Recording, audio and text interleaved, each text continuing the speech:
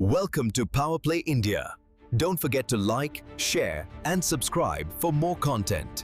नमस्कार दोस्तों, power play India पर आपका स्वागत है। आज हम बात करेंगे भारत और यूएस ट्रेड डील 2026 के बारे में। 2 फरवरी को यूएस प्रेसिडेंट डोनाल्ड ट्रंप और प्रधानमंत्री श्री नरेंद्र मोदी जी के बीच एक हिस्टोरिक टेलीफोन कन्वर्सेशन हुआ। इस कॉल ने 1 साल से चल रही ट्रेड वॉर को खत्म कर दिया है। इस डील का सेंटर में है एक नंबर 18%।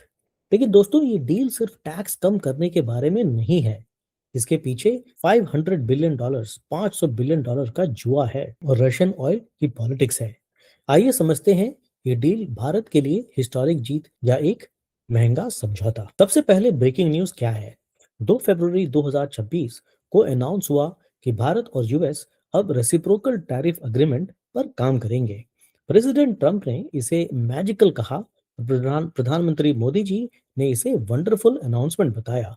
सिंपल शब्दों में, प्रेसिडेंट ट्रंप का मानना है कि अगर यूएस इंडियन सामान पर टैक्स कम करेगा तो भारत को भी यूएस सामान पर टैक्स कम करना होगा। फाइनली ये नंबर 18% पर फिक्स हुआ है। प्रेसिडेंट ट्रंप ने दावा किया है कि भारत अमेरिकन गुड्स पर टैक्स 0 कर देगा, लेकिन भारतीय ऑफिशियल्स का कहना है कि ये इंडस्ट्रियल गुड्स पर एवरेज 13.5% से घटकर 0। ये एक बहुत बड़ा शिफ्ट है क्योंकि हम 50% टैरिफ के खतरे से बच गए हैं। लेकिन हम यहाँ पहुंचे कैसे? पिछले 1 साल की कहानी किसी थ्रिलर मूवी से कम नहीं है। फरवरी 2025 में मोदी जी और ट्रंप ने मिशन 500 लॉन्च किया था। मकसद था कि ट्रेड को $500 बिलियन तक ले जाना। इसे कहा गया था मागा प्लस मेगा, यानी make America great again plus make India great again. लेकिन फिर कहानी बिगड़ गई। जुलाई 31, 2025 को एक टैरिफ क्लिफ आया। यूएस ने भारतीय गुड्स पर 25% बेस ड्यूटी और रशियन ऑयल खरीदने की सजा के तौर पर 25% पेनल्टी लगा दी।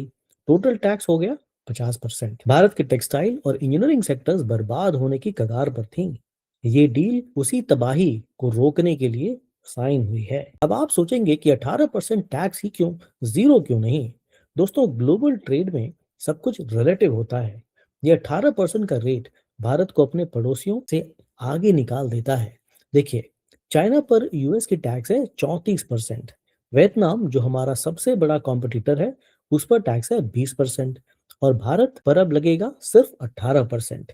इसका सीधा फायदा हमारे एक्सपोर्टर्स को होगा, खासकर जेम्स, ज्वेलरी, लेदर और टेक्सटाइल्स में। अब अमेरिकन मार्केट में made in India shirt made in Vietnam shirt से सस्ती होगी। ये हमारे लिए एक बहुत बड़ा कॉम्पिटिटिव एडवांटेज है। लेकिन दोस्तों, कुछ पाने के लिए कुछ खोना पड़ता है। इस डील की सबसे भारी कीमत क्या है?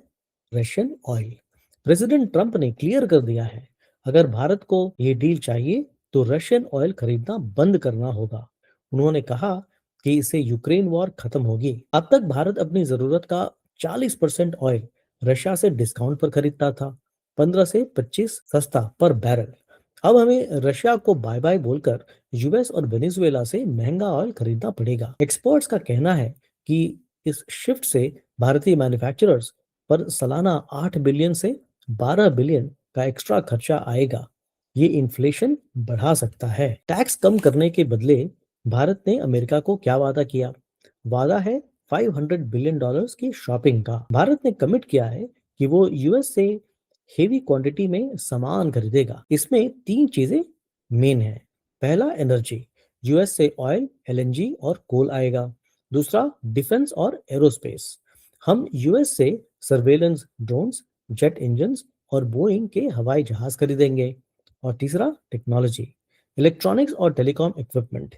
ऑपोजिशन पार्टीज कह रही हैं कि 500 बिलियन का फिगर भारत की टोटल एनुअल बजट का 85% है, जो कि एक बहुत बड़ा इकोनॉमिक बर्डन हो सकता है। टेक सेक्टर के लिए ये डील मिक्स्ड बैग है।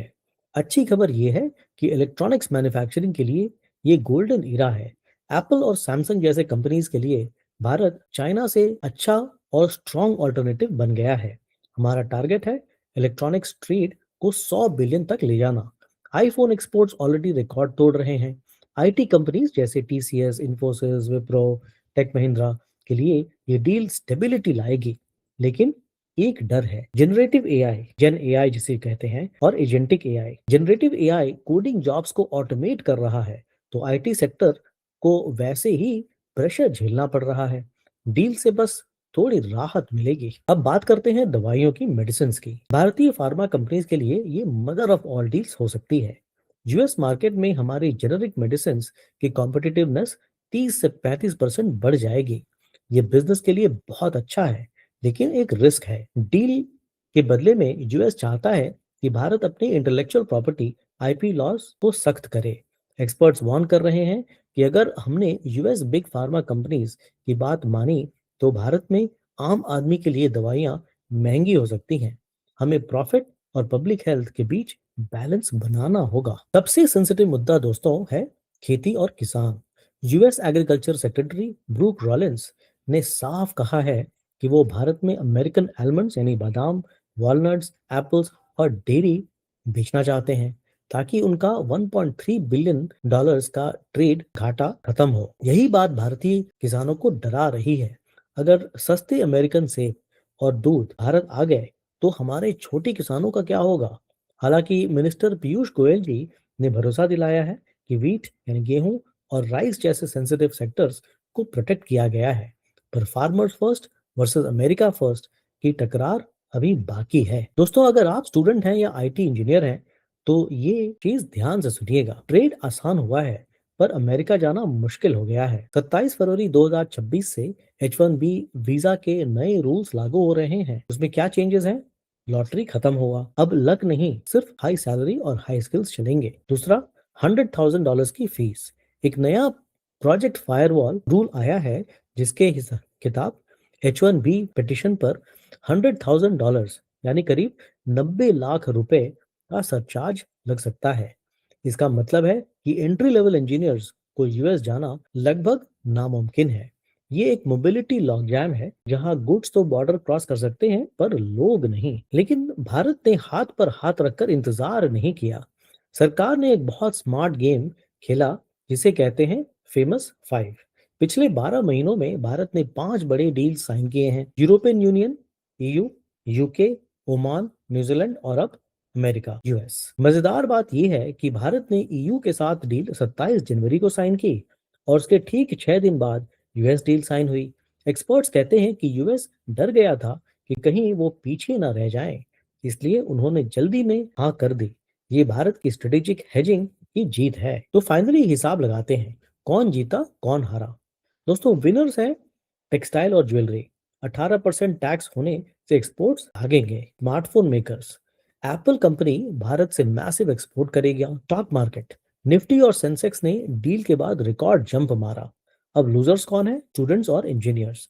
H1B वीजा का सपना महंगा हो गया है। मैन्युफैक्चरर्स, रशियन ऑयल जाने से एनर्जी बिल बढ़ेगा। और फार्मर्स, अमेरिकन इंपोर्ट्स का डर बना हुआ है। और दोस्तों, कंज्यूमर्स, क्योंकि दवाइयां महंगी होने का डर है। दोस्तों, अंत में ये डील पुराने जमाने की दोस्ती नहीं है, ये नए जमाने की ट्रांजैक्शनल डिप्लोमेसी है, लेन देन का व्यापार है। हमने 50% टैरिफ से तूफान को 18% पर रोक दिया। ये मोदी गवर्नमेंट की बड़ी उपलब्धि है, लेकिन इसकी कीमत हम रशियन ऑयल और वीजा फीस के रूप में चुकाएंगे। मिशन 500 अब सिर्फ एक स्लोगन नहीं, एक ब्लूप्रिंट है। जाते जाते सोचिए उस यंग इंजीनियर के बारे में जो यूएस जाने का सपना देख रहा था। अब शायद उसे भारत में रहकर यूएस कंपनीज के लिए काम करना पड़ेगा। क्या पता यही मेक इन इंडिया का असली मकसद हो। आपको क्या लगता है दोस्तों? क्या रशिया का साथ छोड़ना सही डिसीजन है? कमेंट सेक्शन में हमें बताएं। और वीडियो इन्फॉर्मेटिव लगे तो लाइक, शेयर और सब्सक्राइब जरूर करें। Welcome to Power Play India. Don't forget to like, share, and subscribe for more content.